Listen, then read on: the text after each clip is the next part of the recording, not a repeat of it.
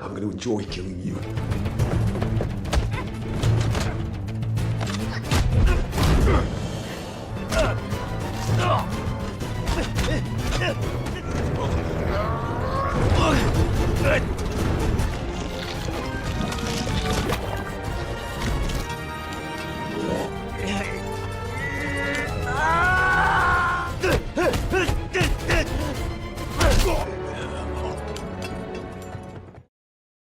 Sa simula ng pelikula, ipinakilala tayo sa isang mahusay na pulis na si Lin, kung saan nakatanggap siya ng emergency call mula sa doktor ng kanyang anak na si Shishi, na nagsasabing lumalala ang leukemia nito habang kasalukuyang nakakonfine sa ospital.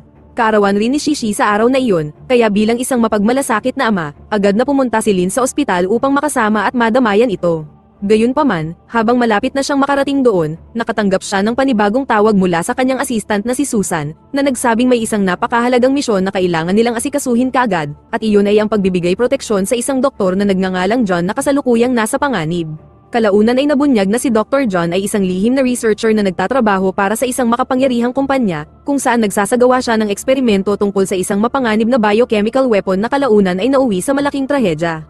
Ang tinatawag na Roid serum na ginawa ni John ay biglang naging dahilan ng pagkamatay ng lahat ng tao sa loob ng research facility, kabilang na mismo ang may-ari ng kumpanya na kanyang pinagtatrabahuhan. Dahil sa nangyari, si John naman ngayon ang naging pangunahing target ng mga taong gustong makuha ang kanyang research, kaya kailangan siyang bantayang mabuti ni Lin at ng kanyang team. Pagkarinig ni Lin sa bagong utos na ito, makikita ang pagkalito at matinding pagkainis niya dahil napunta siya sa isang napakahirap na sitwasyon. Hindi niya napigilang maluha dahil kailangan niyang talikuran pansamantala ang kanyang anak na nasa kritikal na kondisyon upang unahin ang delikadong misyong nakaatang sa kanya. Pagdating nila sa kinaroroonan ni Dr. John, agad na sinimulan ni Lin, Susan, at ng iba pa nilang kasama ang pagsesecure sa doktor pati na rin sa pinakaimportanteng nilikha nito na isang advanced mechanical heart. Ngunit habang sinusubukan na nilang umalis sa lugar, bigla silang sinalakay ng isang grupo ng mabibigat na armadong kalalakihan na pinamumunuan ng isang misteryosong lalaki na nagngangalang Adrian. Nabunyag na si Adrian ay isa pala sa mga dating eksperimento ni John na hindi naging matagumpay, at hindi nagtagal ay mabilis na sumiklab ang isang matinding bakbakan sa buong lugar. Habang nagpapatuloy ang pag-atake, inutusan ni Lin si Susan na unahin munang ilayo si Dr. John sa panganib habang siya naman ang haharang at susubok na pumigil kay Adrian at sa mga tauhan nito.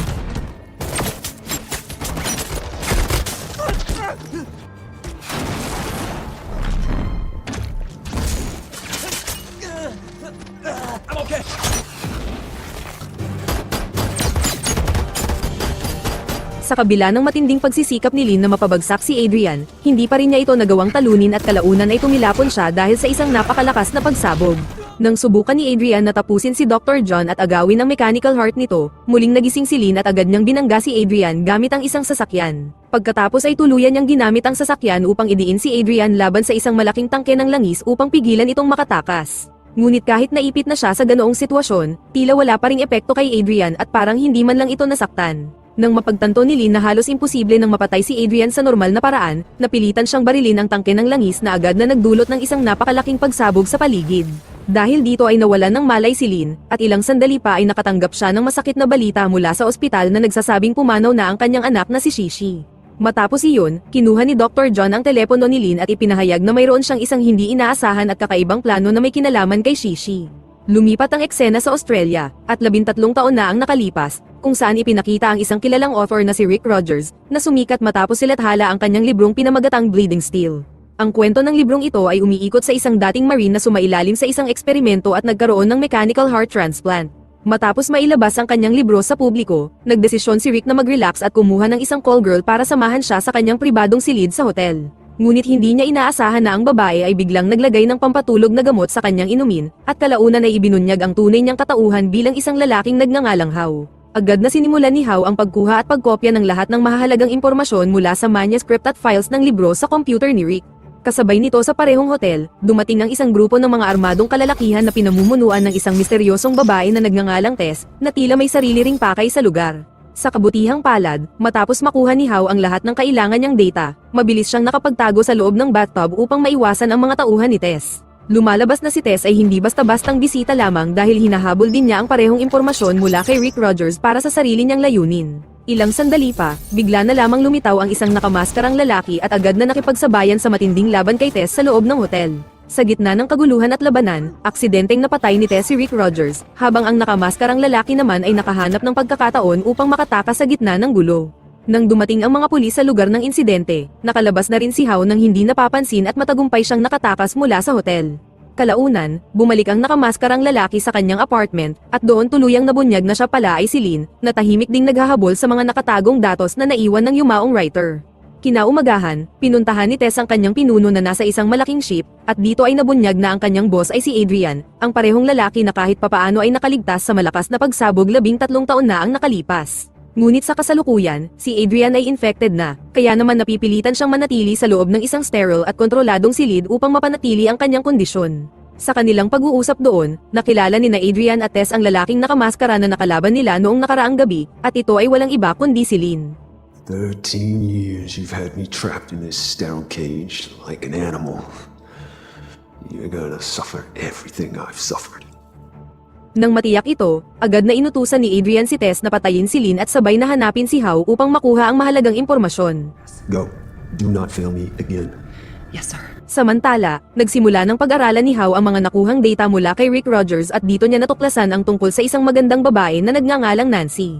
Dahil dito, naging interesado siya at nagplanong personal na makipagkita sa kanya sa Sydney University kung saan siya kasalukuyang nag-aaral.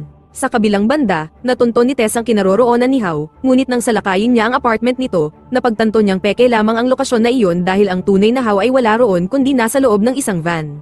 When I find you, I'm gonna kill you. Sa sumunod na eksena, nagtungo si Howe sa paaralan ni Nancy at nakita niya itong bumibili ng pagkain sa isang tindahan kung saan si Lynn naman ay nagtatrabaho bilang isang server. Sa sandaling kakain na si Nancy, bigla siyang ginulo ng dalawang bully kaya mabilis na nauwi ito sa isang mainit na away. Sorry. Excuse me? Sorry, I can't really understand you. I don't speak Chinglish. Have you had a nose job? What?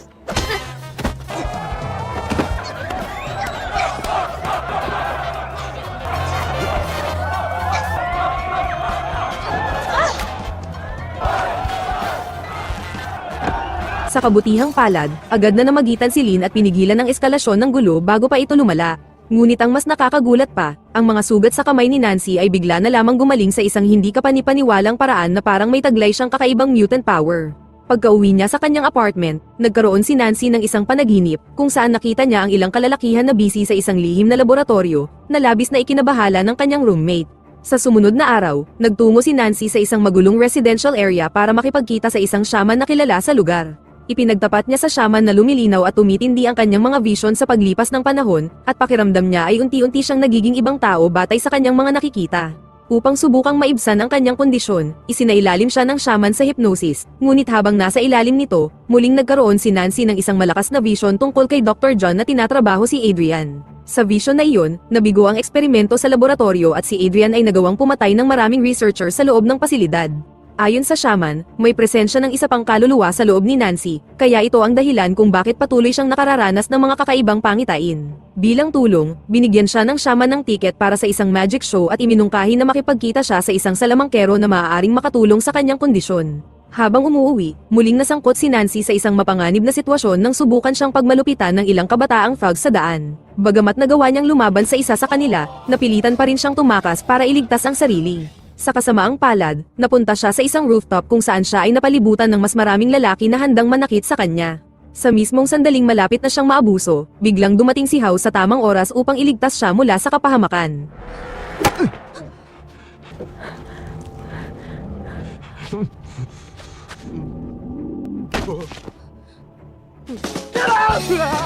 Gayunpaman, lumalabas na hindi ganoon kagaling sa bakbakan si Howe kumpara kay Lynn, kaya nahirapan siya sa direktang sagupaan.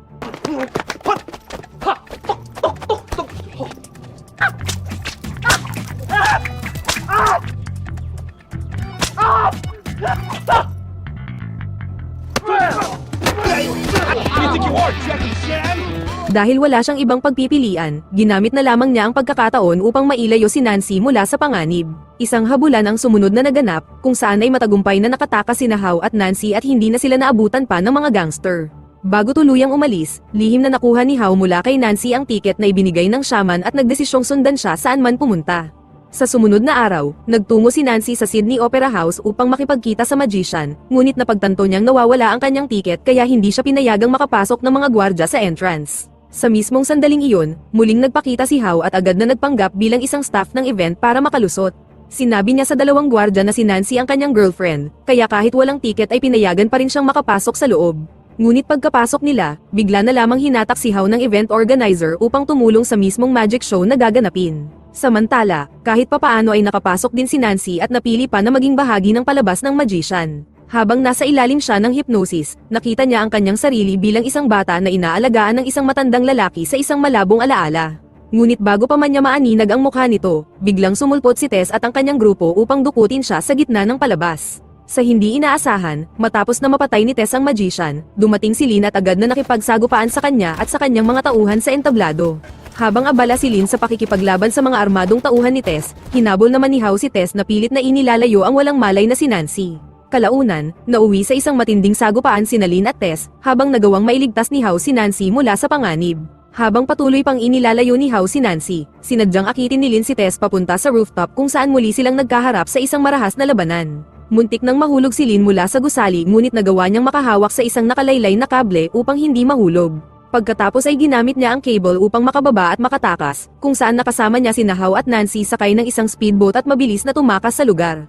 Pagkatapos ng insidente, dinala ni Lynn ang walang malay na si Nancy sa kanyang bahay at inihiga ito sa kama upang makapagpahinga. Pagkatapos noon, kinaladkad niya si Howe papunta sa basement, itinali ito, at tinanong kung ano ang tunay niyang pakay sa pagsunod kay Nancy. Nang maipit sa sitwasyon, ibinunyag ni Howe na nakuha niya ang impormasyon tungkol kay Nancy mula sa data ng manunulat na si Rick Rogers. Inihayag din niya na ang shaman na madalas puntahan ni Nancy ay nagbebenta ng mga hypnotic therapy videos na konektado rin sa mga research ni Rick Rogers. Nang marinig ito, nagdesisyon si Lynn na puntahan ang shaman, ngunit pagdating niya roon ay natagpuan na lamang niya itong wala ng buhay.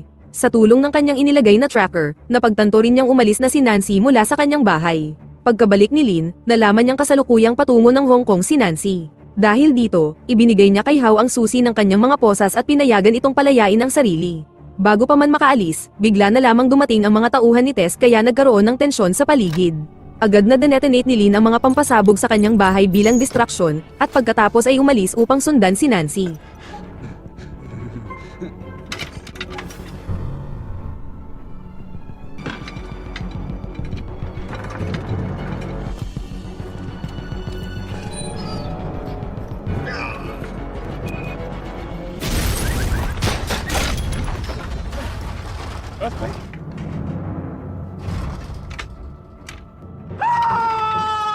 Habang papunta sa Hong Kong, unti-unting bumabalik sa alaala ni Lynn ang mga pangyayaring naganap 13 taon na ang nakalipas. Dito tuluyang nabunyag ang matinding katotohanan na si Nancy ay ang anak ni Lynn na si Shishi. Matapos ang pakikipaglaban kay Adrian noon, ipinaliwanag ni Susan kay Lynn na muling nabuhay si Shishi sa pamamagitan ng mechanical heart na inilagay ni Dr. John sa kanyang katawan. Upang ma-activate ang nasabing puso, kinailangan ni Dr. John na ilipat ang kanyang biological DNA kay Shishi, dahilan kung bakit may mga vision din si Nancy tungkol kina John at Adrian na kapwa may kaugnay na genetic connection. Ngunit matapos siyang mabuhay muli, ang operasyon ay nagpahintulot upang tuluyan ng mabura ang mga alaala ni Shishi. Upang maprotektahan siya, ipinadala ni Lynn ang kanyang anak sa isang orphanage sa Australia upang ilayo sa mga taong maaaring maghanap sa kanya dahil sa kanyang espesyal na DNA. Pagdating sa Hong Kong, sinalubong si Lynn ni Susan at dinala siya sa istasyon ng pulis. Pagkatapos noon, nanghiram si Lynn ng sasakyan ng pulis upang agad na hanapin si Nancy. Samantala, si Nancy na unti-unti nang nakakabawi ng mga alaala tungkol kay Dr. John ay nagtungo sa dating apartment nito. Nakakita siya ng isang susi na nagpahintulot sa pagbabalik ng lahat ng kanyang memorya, kabilang ang alaala ng kanyang ama na si Lynn na nag-alaga sa kanya kahit noong siya ay nasa Australia pa. Ngunit bigla na lamang sumulpot si Tess at agad siyang dinukot muli ng walang pag-aalinlangan. Sa kabutihang palad, nakita ni Lynn ang sitwasyon habang nagmamaneho at agad niyang sinundan ang sasakyan ni Tess. Samantala, si Howe na nakarating na rin sa Hong Kong ay sadyang naglagay ng langis sa kalsada, dahilan para madulas at maaksidente ang sasakyan ni Lynn at ng isa pang sasakyan. Agad na sumugod si Lynn sa sasakyan ng kaaway upang iligtas si Nancy, ngunit napagtanto niyang wala pala ito sa sasakyang kanyang sinundan.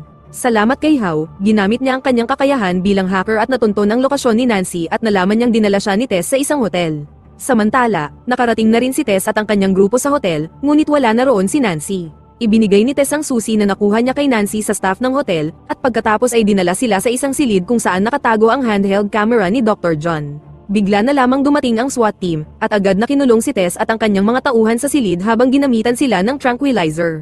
Ilang sandali pa, dumating din si Lynn at Hao at agad na nakatanggap ng ulat mula kay Susan na matagumpay na nilang nahuli si Tess. Ipinakita sa kanila ni Susan ang handheld camera ng doktor na naglalaman ng mga eksperimento tungkol sa biological DNA gene na kayang magbigay ng regenerative abilities sa katawan ng tao. Nabunyag din na ang mga espesyal na gene na iyon ay ipinasa ng doktor kina Nancy at Adrian, dahilan kung bakit sila nagkaroon ng mga kakayahan na parang mutants. Dito nila naunawaan kung bakit hinahabol ni Adrian si Nancy, dahil kailangan niya ang dugo nito upang mapagaling ang sarili at mapalakas pa ang kanyang katawan. Bukod pa dito, si Adrian ay may planong maging unang super bio warrior sa mundo sa pamamagitan ng hindi mapigilang regeneration at lakas. Ibinunyag din ni Susan na nakipagsabuatan si Adrian sa mga arms dealer upang bumuo ng sarili niyang hukbo gamit ang teknolohiya ni John. Dahil sa nakakatakot na plano niyang ito, nagpa siya sina Lynn, Susan at Hao, na magbalat kayo bilang mga tauhan ni Tess upang makapasok sa ship na kinaroroonan ni Adrian. Sa loob ng ship, natagpuan nila si Nancy na nabihag, at sinimulan na ni Adrian ang paglipat ng dugo mula sa kanya upang pagalingin ang sarili. Di nagtagal, ang team ni Lynn ay nagawang makapunta sa laboratorio at pilit nilang sinubukang iligtas si Nancy, ngunit hindi nila ito magawa dahil sa bulletproof glass na pumipigil sa kanila. Napapaligiran sila ng mga tauhan ni Adrian, kaya napilitan si Lynn na makipagsagupaan sa lahat ng kaaway. Sa gitna ng kaguluhan, nagpas siyang itigil ni Adrian ang transfusion at direkta siyang lumaban sa tatlo. Matapos ang matindi at mahabang palitan ng atake, halos matalo ni Adrian ang tatlo. Ngunit nang malapit nang mapatay si Lynn, biglang bumalik ang lakas ni Nancy at nagawang basagin ang salamin upang iligtas ang kanyang ama mula kay Adrian. Agad na ginamit ni Lynn ang transfusion hose at ipinalupot ito sa leeg ni Adrian upang pigilan siya. Tinulungan ni Hao at Susan si Lynn at itinulak si Adrian papunta sa molten iron pit. Dahil sa matinding pinsala sa ship, nagsimulang gumuho ang paligid at naputol ang kamay ni Lynn dahil sa bumagsak na debris, habang si Adrian ay nahulog sa kumukulong metal at tila tuluyan ng napuksa. Mabilis silang tumakas, ngunit naiwan si Hao sa gitna ng mga gumuhong debris. Matagumpay na nakarating ang tatlo sa cabin, kung saan inutusan ni Lynn si Susan na isama si Nancy at tumalon palabas gamit ang mga parachute. Ngunit muling sumulpot si Adrian at biglang sinunggaban si Lynn, kaya mabilis na sinipan ni Lynn ang dalawang babae upang malabas sila sa ship at maalis sa panganib. Sa kalagitnaan ng banggaan, hindi sinasadyang na-inject ni Adrian ang kanyang dugo kay Lynn, dahilan para magkaroon siya ng regenerative abilities at muling tumubo ang kanyang naputol na kamay. Kasunod nito, nagtagumpay si Lynn na tapusin si Adrian sa pamamagitan ng pagtanggal sa mechanical heart nito. Sa sandaling sumabog ang ship, nagawang tumalon ni Lynn ngunit wala siyang parachute at tinamaan pa siya ng debris, kaya nawalan siya ng malay at nabitawan ang mechanical heart. Mabuti na lang at nasalo ni Susan at Nancy ang kanyang pagbagsak gamit ang parachute, dahilan upang ligtas siyang mahulog sa dagat. Pagkagising ni Lynn, mabilis siyang nakaahon pabalik sa ibabaw ng tubig kasama sina Susan at kanyang anak. Habang kasalukuyang nasa tubig, nalaman ni Susan na may hindi kilalang tao ang nagnakaw ng handheld camera ni Dr. John. Sa sumunod na araw, nagsaya si Lynn sa isang amusement park, kung saan ibinunyag sa kanya ni Susan na si Hao ay anak ng isang arms dealer na pinatay noon ni Adrian. Ito ang dahilan kung bakit patuloy na sinusundan ni Hao si Nancy, dahil motibo niyang makapaghiganti kay Adrian at pagbayarin ito sa kanyang mga kasalanan. Bukod pa dito, nabunyag rin na lumaki silang dalawa ni Nancy sa iisang orphanage noong bata pa sila. Samantala, biglang lumapit ang clown kay Nancy at binigyan siya ng isang lumang larawan nila ni Hao noong sila ay mga bata pa lamang, dahilan upang ma-realize ni Nancy na buhay pa si Hao at naroon sa paligid. Sa huling eksena ng pelikula, ipinakita si Hao na naghahanap ng buyer para sa ninakaw niyang camera ni Dr. John, at dito na nagtatapos ang pelikula. Sorry.